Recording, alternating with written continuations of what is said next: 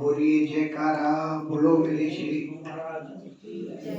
मैं कहा खाना नहीं खाया सुनने आज पहले खिला देते हैं।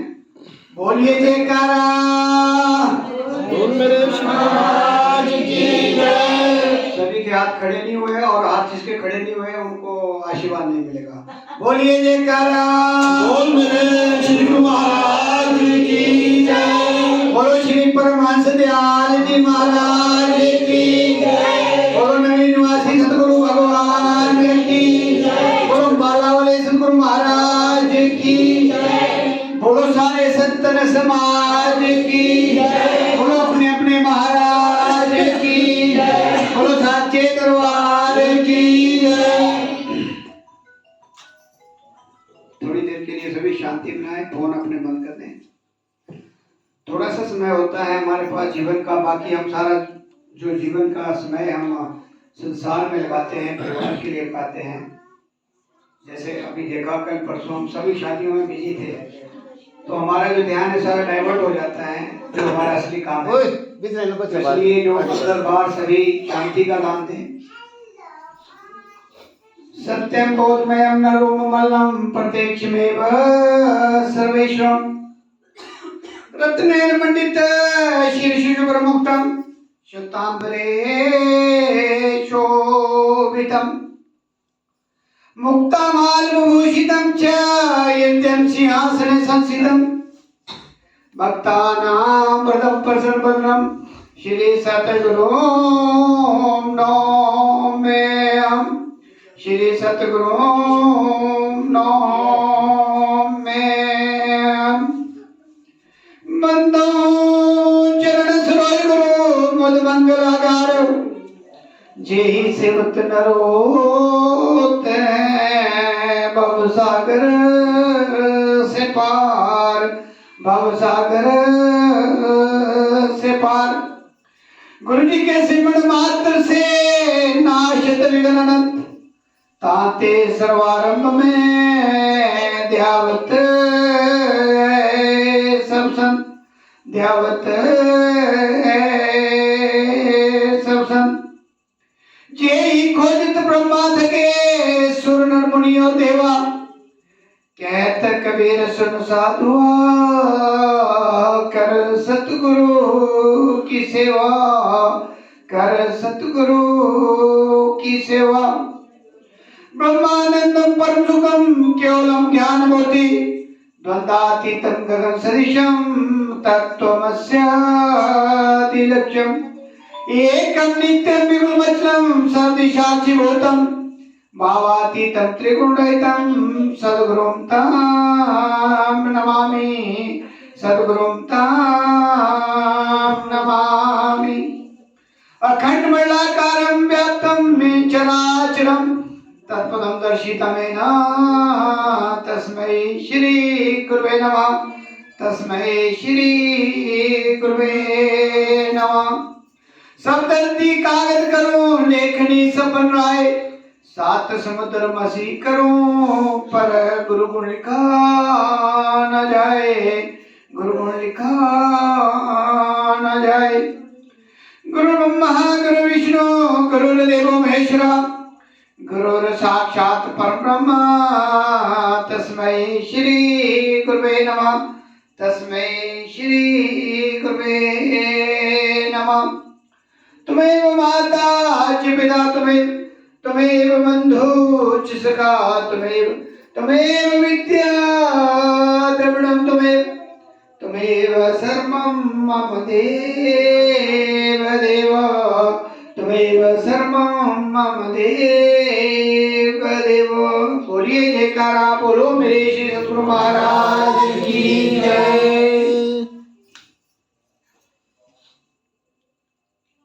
जगत बंदनीय प्रातः समनीय सर्वहितकारी अद्वैत मत के संस्थापक दादा गुरु श्री परमहंस दयाल जी महाराज के चरणों में साष्टांग दंडवत कोटि कोटि प्रणाम।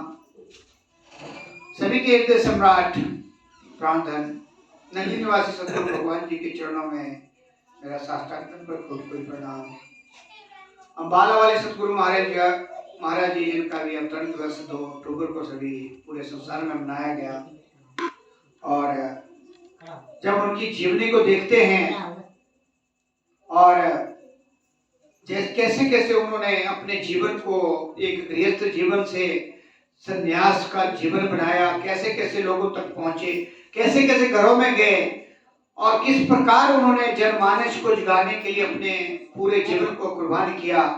अगर उनकी शांति का दान दे माता जी, बच्चों को बाहर कर दें क्योंकि इससे भंग हो जाता है। बोलिए जयकारा, बोलो मेरे श्री सतगुरु महाराज की जय। उन्होंने 60 किलोमीटर पैदल यात्रा करके ऐसे ऐसे घरों में जहां कोई जाता नहीं था, उन घरों में जाकर जीव को जगाया और जहां भी हेड बनाए उनको नाम दान देने की पूरी प्रक्रिया उन्होंने उनको दी। चाहे वो बिल्कुल अनपढ़ थे, चाहे उनको एबीसी नहीं आता था, उनमें छल कपट नहीं था। आज का जो दौर है हमारा थोड़ा माया की तरफ ज्यादा है, लेकिन उन जैसे महापुरुष जिनको तृतीय बादशाही के नाम से हम पुकारते हैं, ऐसे ऐसे मैंने उनके जीवन गाथाएं पढ़ी जहां ये जो जात पात का जो बंधन था उसमें बहुत ज्यादा प्रवृत्ति था और उन्होंने इसको मिटाने के लिए कई बार ऐसे ऐसे कार्य किए जो एक इतिहास बन के रह गया। और 21 वर्ष की आयु में उन्होंने जो है ये जो नामदान की दीक्षा सन्यासी जो हम धारण करते हैं उनको 21 साल की उम्र में मिल गया था। और आज हम सब जो बैठे हैं वही हमें नगरी निवासी भगवान से मिलाने वाले हैं। अगर वो ना होते तो हम अपने सतगुरु महाराज से नहीं मिलते। और साथ में देखो गुरु आश्रय में रहकर उन्होंने क्या किया। जो आज का समय चल रहा है, हम बड़े बड़े दरबार में देखते हैं जो प्रेजेंट हमारे जो भी हमारी सरकार होती है, जो नाम दान देने की विधि है उसमें फर्क है। उन्होंने कहा था कि जो हमारे गुरु महाराज जी जिन्होंने हमें जीवन दिया, जिन्होंने हमें इस संसार रूपी भवसागर से पार जाने का रास्ता दिया, केवल उन्हीं का ध्यान करना है। और पूरे संसार में उनको भेजा गया, बहुत से देशों में भारत देशों में घूमे। उन्होंने एक ही काम किया कि नाम जो नैया पार करने का, भवसागर से पार करने का जो हमारे पास केवल एक मात्र साधन है वो है नाम, और साथ में है गुरु आज्ञा में रहना। तो उन्होंने कहा था जो मेरा ध्यान करेगा वो नर्क में जाएगा। और उन्होंने नगरी निवासी सतगुरु भगवान जी के ध्यान के लिए जितने भी उनके संत महात्मा आगे बने हैं, उन्होंने कहा है कि परिपूर्ण जो भगवान रूपी एक अवतार लेके इस संसार में आए हैं। क्योंकि उन्होंने जब उनको नामदान तो महात्मा श्री सागरानंद महाराज जी ने दिया था, लेकिन जब उनसे मुलाकात हुई नगरी निवासी भगवान से, जब उनका पहला जैसे होता है, जैसे हमारे दादा गुरु जी और जब नगरी निवासी भगवान का आमना सामना हुआ तो तब उन्होंने भी उठकर ये कहा था कि मैं आपका इंतजार कर रहा था, आपकी राह देख रहा था। क्योंकि जो संत महापुरुष आते हैं उनका पहले निश्चित होता है संसार में आना, आगमन और फिर सेवा करना, और जिस पर्पज के लिए आते हैं वो पूरा करके जाते हैं। लेकिन ये मिल जो आप लोगों को मिला है, ये जो आपको नाम रूपी पारसमणि मिली है, जो आप ऐसे दरबार से जुड़े हैं, ये कोई छोटी मोटी बात नहीं है। आपके पिछले जन्म के कोई कर्म है जो सामने आए हैं। और अगर आप अब जो आपके क्रियावान कर्म हैं, अगर इनको हम सुधारते हुए चलते हैं तो जो पिछले सारा जो है हमारा खत्म हो जाता है और हिसाब किताब, और फिर हम जीरो पे आने के बाद अपना सही रास्ता पा लेते हैं। तो जो शिक्षा हमारे ये जो हमारे माला वाले गुरु महाराज जी ने हम सभी को दी, घर घर में जाकर ऐसे ऐसे जगह में जाकर हम जीवों को जगाया, और जो छोटी मोटी चिंगारियां रह गई थी, ये जो आपको यहाँ जो ये सत्संग का प्रभाव इस एरिया में पड़ा, उन्हीं के कारण पड़ा है। क्योंकि कुछ लोग उसमें से जो शिमला में सत्संग हुआ करता था सिसिल होटल के पास, वहां से कुछ लोग जुड़े हुए थे, पुराने लोग, और उन्होंने थोड़ा बहुत जितना भी था धीरे धीरे आगे बढ़ते हुए ये जो आज संगम बन रहा है, इतने इतने लोग जुड़ रहे हैं, तो उन्हीं की देन है। क्योंकि उन्होंने जहां पांव रखा, जिस एरिया में, जिस क्षेत्र में उन्होंने पांव रखा, जो शब्द उनके मुंह से निकले, वो एक जो बोलते हैं ना हमारा लॉ ऑफ लैंड, एक सिद्धांत बन गया। और ऐसा ऐसा आपने देखा है। एक मैं छोटा सा भी उन्हीं का एक आपको, जो आज भी आप उस प्रैक्टिकल रूप में उस चीज को देख सकते हैं, आंखों मतलब जो सामने है उसको आप कैसे झुठला सकते हैं। जो उन्होंने उपकार किए हम जीवों पर, और जो चले हैं उनका जो इस संसार रूपी जो क्या बोलते हैं इसको, रंगमंच है, जहां सब झूठ है। अभी आपने भजन जितने भी गाए उसमें सब चीजें आती हैं, लेकिन हम ध्यान नहीं देते कि ये जो रिश्तेदारी है, भाई बहन, ये जो बुआ चाचा ताया, हम क्या कहते हैं कि उन्हीं में चिपके हुए हैं, आगे बच्चों में चिपके हुए हैं। और माता जी को देखता हूँ ये अपने उसमें जाते हैं बकरियां चराने, वो बहुत अच्छी बात है, प्रोफेशन करना है, स्वागत करना है, लेकिन इनको साथ में चेतावनी के वहां जाएं, हर समय नाम को जो उनको मिला है उसको जपते रहें और साथ में संसार का कार्य भी करते रहें, क्योंकि यही शिक्षा हमारे गुरु महाराज जी ने हमें दी है। ऐसा ना हो कि हमारा ध्यान, जैसे एक ऋषि हुए जिन्होंने 88,000 वर्ष तप किया। समय की विडंबना होती है कई बार। रास्ते में क्या हुआ कि हिरणी एक बच्चे को जन्म देगी, डर के मारे भाग गई, बच्चा वहां रास्ते में पड़ा रह गया। उन्होंने उसको उठा लिया और ले आए घर में तो आश्रम में रहते थे, तो कोई और था नहीं। और हुआ क्या कि बड़ा होते होते जो है वो जो हमारे जो बंधन हैं, जैसे हम चिपके रहते हैं, जैसे ऐसा ना हो कि जैसे बकरियां चराने चले गए या पशु चराने चले गए, ध्यान आपका बछड़े बकरियों में रहा और वहां चिपट्टा हो गया, फिर आना पड़ेगा वहां 84 लाख में, फिर आपको वही बकरी की जोन में आना पड़ेगा। इसलिए अंतमता सोगता बनाने के लिए हर समय नाम जो आपको दिया गया है, हर समय ध्यान, क्या बोलते हैं, पांव से रास्ता चले, सुर तो हो भगवान में, हाथ तो हो काम में, दिल रहे ध्यान में, राखो तुम भगवान से मतलब, करो काम दुनिया का, रहो दुनिया में पर छोड़ो आराम दुनिया का। ऐसे करना है।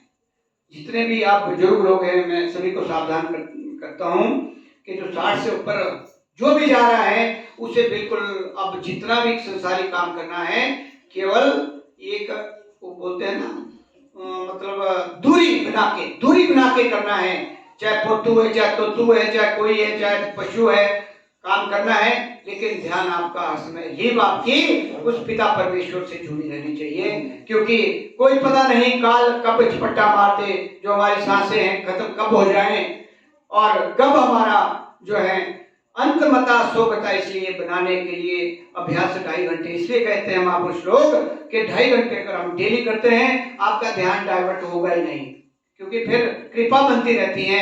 जैसे जैसे हमारा ग्राफ ऊपर की तरफ जाता है, क्योंकि हमारा असली काम ऊपर जाना है, पानी का काम नीचे जाने का। जैसे पानी आता है, पानी बरसता है, तो उसका असली घर है समुद्र, नीचे की तरफ जाता है। हमारा असली घर है सप्तखंड, तो हमने ऊपर की तरफ जाना है, और ऊपर की तरफ तब चढ़ेंगे हम जब नाम का अभ्यास करेंगे, जिसके लिए हमारे महापुरुषों ने अपने सारे जीवन को लगाया। यहाँ आके गृहस्थ जीवन में रहकर, सन्यासी जीवन रहकर हम जैसे लोगों का बेड़ा पार करने के लिए वो इस संसार में आए और अपना कार्य करके चलेंगे। उसी के आगे ये जो चल रहा है सिलसिला। तो इसी तरह जैसे मैंने कहा कि जब उनकी मुलाकात नाम लेने के बाद हमारे नगरी निवासी भगवान जी से हुई, तो जब उन्होंने, उनको मौका काफी लंबा है, मैं शॉर्ट में बता रहा हूँ, जब उन्होंने उनकी आंखों पे, जैसे गुरु महाराज जी हमें नामदान देते हैं, जैसे ही उन्होंने उनको आशीर्वाद के रूप में जब अपना हाथ रखा, तो उन्होंने उनको उन नजारे दिखा दिए जिसके लिए करोड़ों वर्ष लग जाते हैं, करोड़ों जन्म हमारे लग जाते हैं।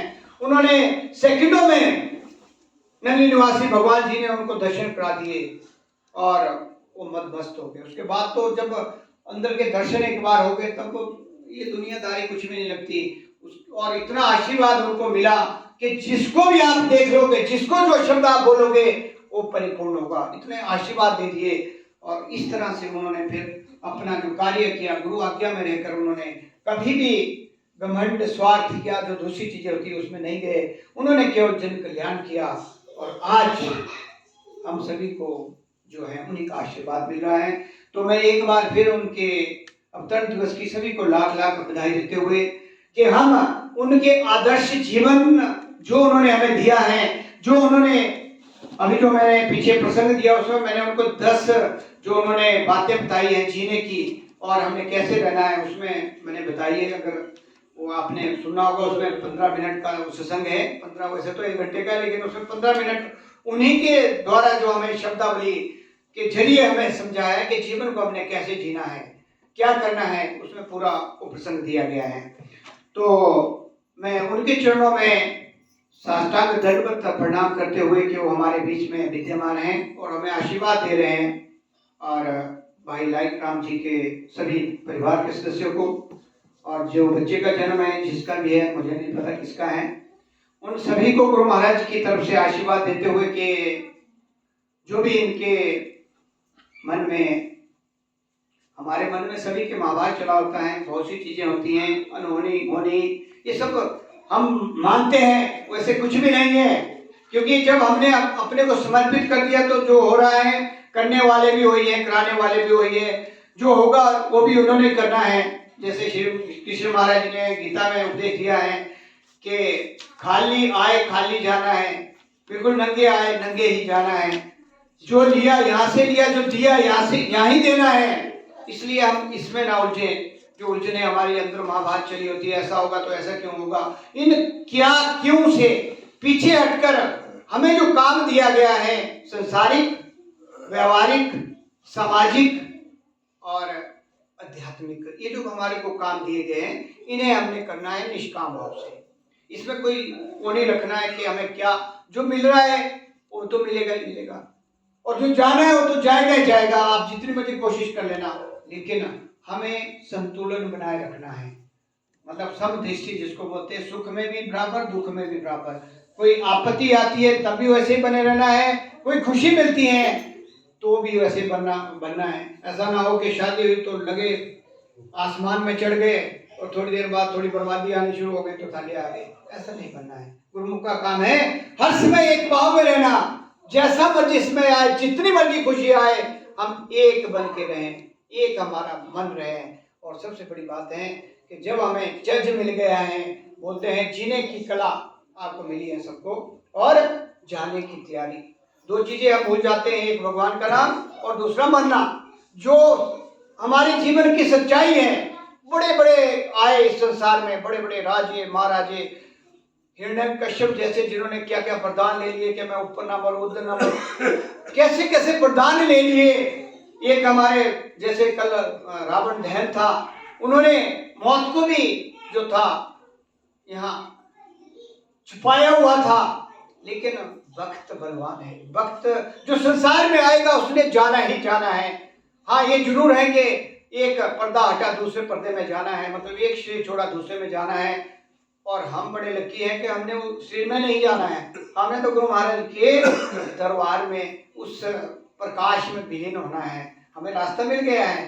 तैयारी की बात है, जितनी हम तैयारी करेंगे, ऐसा ना हो कि हम सुने जैसे भजन गाए, इसको बोलते हैं तैरना, जैसे हम तैरते हैं ना उधर पानी के बीच में, ये जितना भजन भक्ति लेना देना आवाजें ये सारा जो चलता है, मैंने पहले भी कहा कि जाप मरे जपा मरे अनंत भी मर जाए, सूरत समानी शब्द में ताको काल ना खाए। हमने वहां पहुंचना है, उस स्टेज में पहुंचना है जो 4थी स्टेज है, सूरत समानी शब्द में ताको काल ना खाए। ये सारा जो जंजाल है ये पहला है, इसको कहते हैं जाप, भजन गाना, मंत्र पढ़ना, मंत्रों में जाना, सारे तीर्थ व्रत करना, ये सारा पहली क्लास है। और पहली क्लास में रहेंगे तो फिर तो आना पड़ेगा 84 में, थोड़े दिन के लिए ऊपर आपको मिल जाएगा वैकुंठ में, जिसके आप भक्त हैं। मान लो भोले शंकर के तो भोले शंकर के लोक में जाएंगे, अगर विष्णु के वैकुंठ में जाएंगे, माता के लोक में जाएंगे, और बाकी किसी और के तो वहाँ जाएंगे, वहाँ तक वो आपको हर बार बताया जाता है, आप सभी विज्ञ हैं इन चीज़ों से। तो हमने जब हमारे को 10वें दरवाजे की, ये सारा यहाँ से नीचे का है जो मैं बता रहा हूं, हमने इससे ऊपर जाना। जब हमारे पास चाबी 10वें दरवाजे की मिल गई है, त्रिकुटी से ऊपर जाने का जब हमें रास्ता मिल गया है, तो हम क्यों ना कमाई करें, क्यों ना परिश्रम करें, क्यों ना 2-2.5 घंटे अपने लिए दें। जो असली कमाई है हमारी, अगर हम उससे नीचे करेंगे, जाप में ही रहेंगे, तो पहली क्लास का मतलब है कि 84 में 12 करोड़ 40 लाख वर्ष पे जाना पड़ेगा। फिर अगर आपको कोई अच्छे घर में घराना मिल गया, जैसे इस बच्चे का जन्मदिन है, इसने पिछले जन्म में कहीं नाम तो मिल गया लेकिन भक्ति नहीं की, नहीं तो यहाँ नहीं होना था, तो प्रकाश में हो जाना था।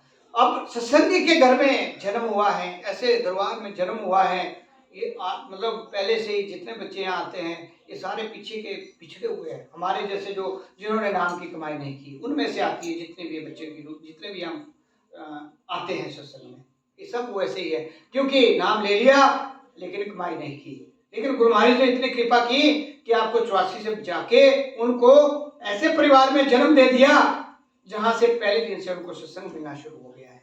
तो ये बड़े लकी हैं, जितने भी सत्संग के परिवार में बच्चे होते हैं ये बहुत किस्मत वाले हैं। और अगर अब ये सुधर जाते हैं, अपनी कमाई करते हैं, तो बोलते हैं पहले जन्म भक्ति, दूसरे में सेवा, तीसरे में नाम और चौथे में निजधाम। 4 जन्म लग जाते हैं।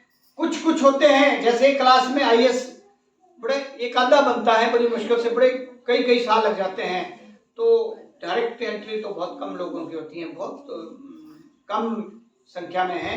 लेकिन बाकियों का ऐसा है जो इस क्लास में आ गया और अपने नियमों में बंधा हुआ है और थोड़ा बहुत अपना कार्य करता है।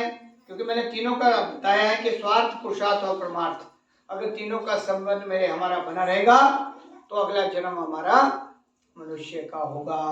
आप जैसे थोड़ी बहुत ज्यादा करेंगे तो आप थोड़ी और ऊपर स्टेज में जाएंगे, आप ऐसे नहीं आएंगे। आप ऐसे संत परिवार में पैदा होंगे जहां से आपको छोटे ही उम्र में लिवाज मिल जाएगा। वहां आपका ये परिवार नहीं रहेगा, वहां से आप सीधे, जैसे वहां 2-2 साल के अभी हमारे एक महात्मा जी आए थे, तो उन्होंने 2 साल में ही, जम्मू में जन्म हुआ लेकिन 2 साल में ही दरबार में उनको पढ़ाई भी वहीं की, अच्छी पढ़ाई की हुई है, PhD तक उन्होंने पढ़ाई की है। लेकिन उन्होंने परिवार कुछ नहीं देखा, तो वहाँ भक्ति कर रहे हैं, बड़े आराम में हैं श्री आनंदपुर में। तो ऐसा हमारे को आगे का मिलता है। अगर हम थोड़ा ज्यादा ऊपर की तरफ जाते हैं, तो मैं आ रहा था कि ये जो हम तैरना और डूबना, 2 चीजें आई है, तैरना और डूबना। जाप, जो मैंने कहा कि जाप मरे शब्द, परम संत कबीर जी ने इसको मरे शब्द लगाया है। उनके कठोर वाणी भी है और बड़ी सच्चाई की वाणी होती है उनकी। जितने भी आप पढ़ोगे उसमें अच्छी तरह धुलाई की हुई है उन्होंने हर चीज की। तो वो बोलते जाप मरे, अजप्पा मरे, अनहद भी मर जाए, ये शब्द है उनके। मरना कुछ नहीं है। जाप क्या है? जब हम अजप्पा में पहुंच गए तो ऑटोमेटिक ही खत्म हो गया। जैसे हम तीर्थ व्रत लेना देना, जब आपको समझ आ गई, अगर आप कमाई करते हैं जप्पा जाप की, तो आपको ऑटोमेटिक खत्म हो जाएंगे ये, आपके रहेंगे मन में, क्योंकि आप ऊपर की चढ़ाई करेंगे, नीचे की सीढ़ी थोड़ी लेनी है आपने। फिर जब आप जप्पे की करेंगे ये भी चला जाएगा। ऐसी स्टेज आएगी जो नाम जपता है 2-2.5 घंटे। फिर क्या होगा कि धुन चलती है हमारे अंदर। बहुत बार ये हमारे महात्मा जी उसका बड़ी गहराई से व्याख्यान करते हैं, कबीर जी की वाणी में बहुत आगे तक की बातें हैं। वो धुन अजप्पे के बाद आती है अनहद, जिसकी कोई सीमा नहीं है। जब हम कभी, आपने देखना 4 बजे उठ के या 3 बजे जब आप उठते हैं, अगर आप सही आपका थॉटलेस हो जाते हैं तो थोड़ी देर आप इतने मग्न हो जाएंगे उस धुन में कि आप दुनिया भूल जाते हैं। पता ही रहेगा कि मैं कहाँ हूँ। चाहे 5 मिनट, 10 मिनट, 15 मिनट, जैसा जैसा आपका भाव है, आप थोड़ी उस धुन में इतने मस्त हो जाएंगे कि एक समय ऐसा आएगा कि आप जब उठेंगे तो आपको पता ही रहेगा मैं कहाँ था।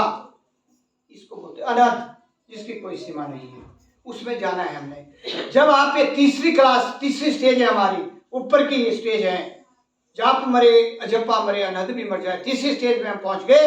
उसके बाद क्या होता है कि ये प्रैक्टिकल करना है, मेरे बोलने से नहीं होगा। जो यहाँ पुराने बैठे जो प्रैक्टिकल करते होंगे उनको एक्सपीरियंस है कि ऊपर को कैसे चढ़ना है।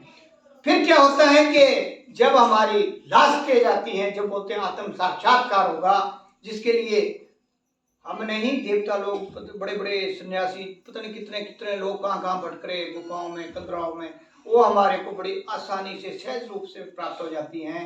सूरत, सूरत जिससे शरीर चल रहा है, जैसे आप सुन रहे हैं अभी, अगर आपके पास सुरत नहीं है तो हम तो डेड है। सूरत और नाम एक ही चीज है। वो अंदर क्या है कि जो हमारे को ये जीवित रखने के लिए, जब ये नहीं होगी तो हम इसी तो बेकार है, तो उसका बना हुआ है ढांचा एक। सूरत समानी शब्द में वो जो सुरत है हमारी, वो सीधी एक अंदर ऐसी भयंकर आवाज चल रही है, जो ऊपर वाले नीचे नहीं होगी, वो ऊपर कान कोन में भी नहीं होती, वो बीच में आती है यहाँ आपके लास्ट है उसमें, मतलब वो क्या उसका नाम बताएं, वो एक्सपीरियंस का काम है। वो ऐसी चलती है कि फिर आपको दुनिया बिल्कुल निरस लगने लगती है कि कुछ भी नहीं है, दुनिया में कहाँ फंसे हुए इस चक्रव्यूह में।